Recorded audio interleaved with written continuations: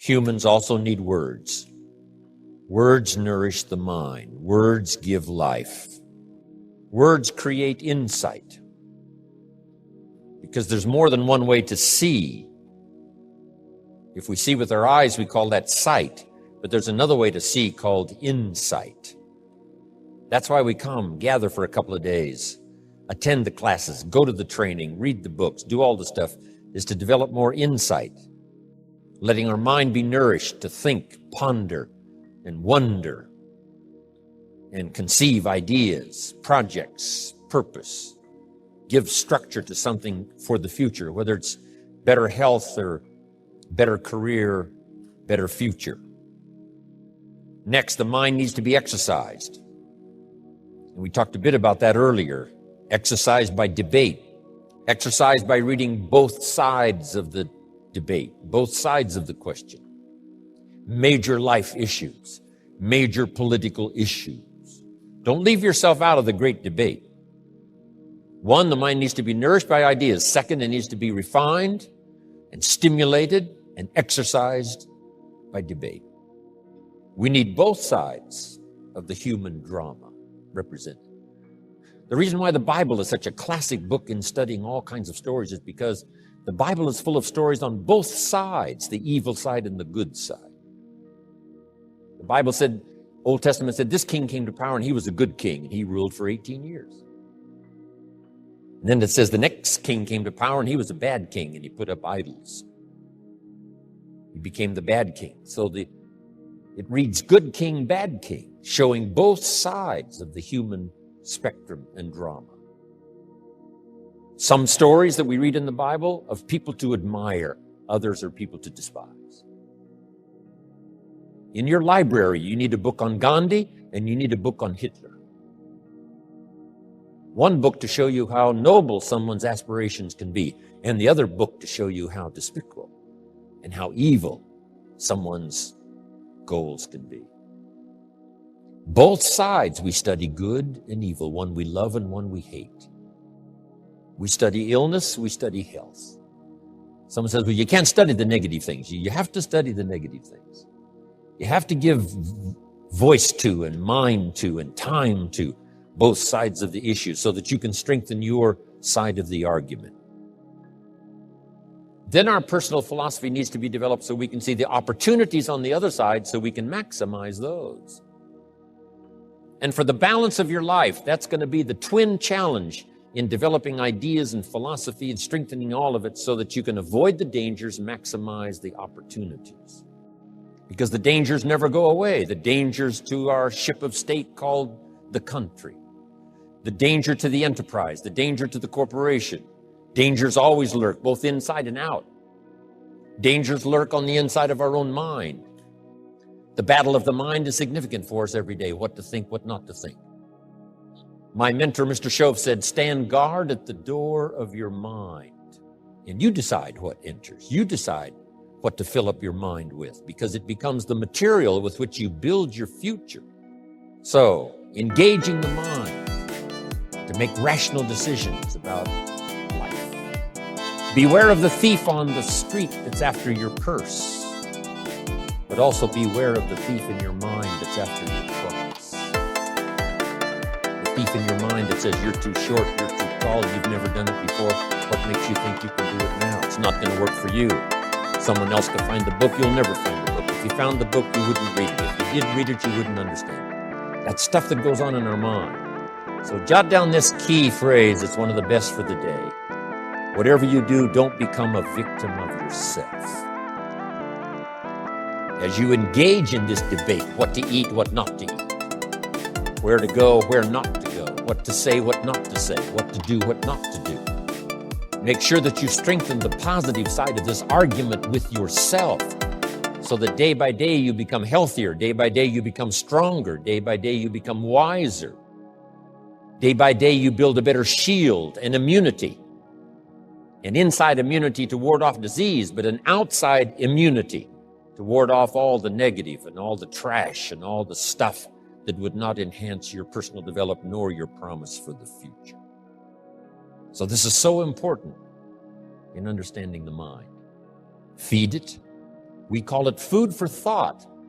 That's what a big share of this whole seminar is all about these 3 days, is providing food to think about, thoughts to think about, and then ideas to debate. And it's not necessarily what's right or what's wrong, but what's better, what's best. This is okay, but this would be better. With this, yes, you can manage, but with this, you can flourish. With this, you can exist. With this, you can live a fantastic life. So, exercising the mind. Now, to develop the mind, you need a good library. Let me give you 3 parts to your library. Number 1 is your visual library. Zig and I and others have put things on video so you can see it. We ask you to come here today and see what's going on. So part of it comes by visual. Come and see. And then if it's on video, you can see it again and again and again. Key phrase, repetition is the mother of learning. Repetition is where if we hear it again, we see something we didn't see when we heard it the first time. We see something different that we didn't see the first time. Next is your listening library. Zig Ziglar's right. Turn your car into a mobile classroom. You can have a university education in a fairly short period of time just using the traveling time to listen. Key phrase is to listen to voices of value.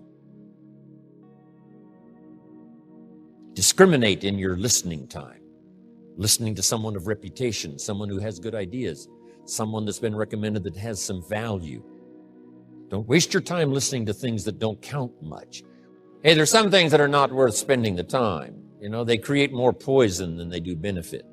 So be careful. If somebody says to me, these eggs are rotten, I'm not going to make an omelet and try it. I'm going to take their word for it. So feed the mind, exercise the mind, and build your library.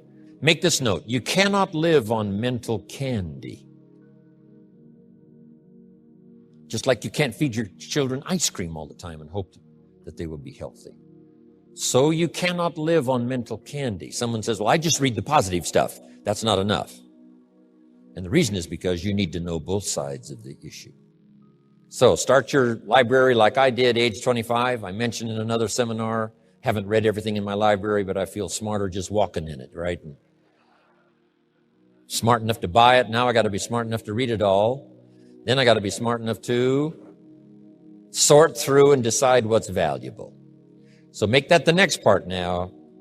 In part of personal development for the mind, you got to sort through what you read, what you see, and what you hear, and decide which of all of that is valuable for you to try and do and master. This is where being a student comes in. Not a follower, but a student. You read one book on good health and it says, do what this book says, you'll live forever. You read the next book on health and nutrition and it says, if you do what that first book says, you'll die young. So someone says to me, Mr. Rohn, which of these books should I follow? Jot this down. Neither one.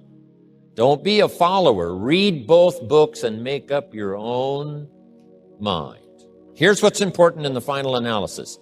One of the best phrases for the day, I make sure what you finally do is the product of your own conclusion. Make sure what you finally do is the product of your own conclusion. Meaning you don't just follow, but you listen to both sides of the argument. You listen to the controversy. You try to master the points on both sides and 3 sides, whatever. Then you start charting your own. It doesn't say you'll make always the right decision on what course to take or what to do. You can refine as you go. Make sure that what you do is the product of your own conclusions from the beginning. Conclusion from what makes the best sense to you to try. Now, jot this down. Also give yourself a chance to change. Some things I held on to that I thought this was it. I'm telling you, after a while I gave it up, found out it wasn't it. So give yourself a chance to change. Refine your philosophy. Refine your direction. If you'll give yourself a chance to do that, here's what will happen down the road a ways. A new door will open that you haven't discovered before. Give yourself a chance to change. Reevaluate. So let your library be a testimonial of your dedicated interest in accelerated personal development, that you will read whatever you have to read, you will hear whatever you must hear, and you will watch and see whatever you must see in order to make your life refined and worthwhile and achieve all of your purposes. It takes a lot of effort to learn. It takes a lot of effort to grow. It takes a lot of effort to decide and debate. But jot this down. It's all worth the price. Now, it's also very important intellectually to know whether or not you're headed this way or this way. And once you decide, 10 years from now, I think that the gathering of my intellectual and personal and spiritual and moral and economic treasure may not be that great. The key is to start right now making these changes to walk this new road. But here's what's exciting to me. Just a few daily disciplines makes a great deal of difference in 1 year, 3 years, 5 years. Just a few daily disciplines. And that's what I'd like to talk about in this series, just these few daily disciplines that make the difference, whether you wind up here or here. Good question. 10 years from now, you will surely arrive. The question is, where? We don't want to kid ourselves about where. We don't want to kid ourselves about the road we're walking. I had a day shortly after I met Mr. Schoaf called Do Not Kid Myself Anymore Day. I don't want to go disillusioned anymore. You know, I was using the cross-finger theory back when I was 25, 24, 23. I finally decided that the cross-finger theory was not going to get me what I wanted. That isn't where the treasure lies. That I'm going to have to make sure which of these ways I'm headed. But a few reading disciplines and a few disciplines of mind and a few disciplines of activity, and you can make all the difference in the world whether you wind up here or whether you wind up here. But just a few changes. Sometimes we get the idea that we're doing about 10% and there's about 90% more that we need in order to make the difference for our fortune. And probably the opposite is true, right? We're doing enough things to have arrived here today.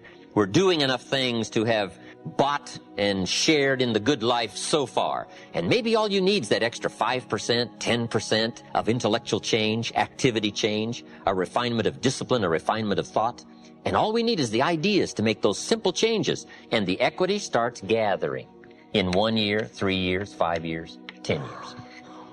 I have a good comment for your notes. Now's the time to fix the next 10 years. Now's the time to fix it. Now, sometimes you have to come to grips with reality and with truth. That's what was good for me when I met Mr. Schoaf. I was 25 years old. He was 44 years old.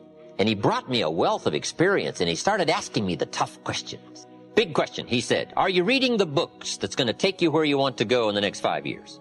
Excellent question. So you want to make sure. I would assume for all of you, to get where you want to be in the next 5 years, you're either reading the right books or you're not.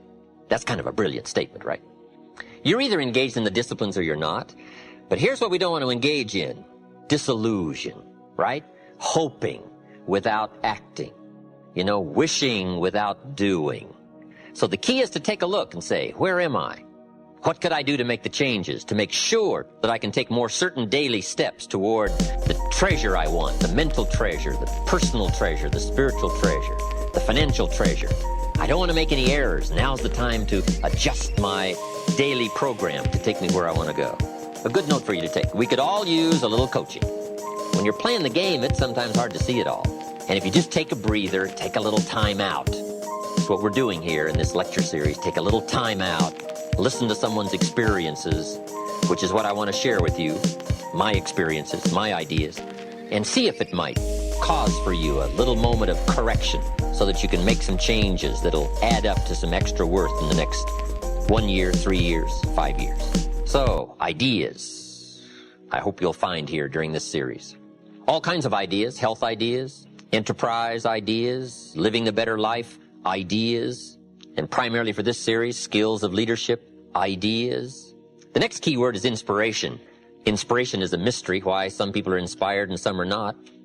Who knows what that mystery is? Some people have this incredible zest for life and an appetite for living well and doing well, and others seem to take the ho-hum attitude, let it slide, and hopefully it'll work out anyway. I don't know what the difference of that is, but it is exciting to watch people who are inspired. But I think the key to it all is self-motivation. Self-motivation. The guy says, boy, if somebody just come by and turn me on, hey, what if they don't show up? You got to have a better plan for your life. personal inspiration, drawing emotional vitality from life and the challenge, going for it. We all admire that. I think my personal advice to you would be, and reach down inside of you and come up with some more of those remarkable human gifts. They're there, waiting to be utilized. And then change anything for you want to change. And I challenge you to do that because you can change. Do that because you can change.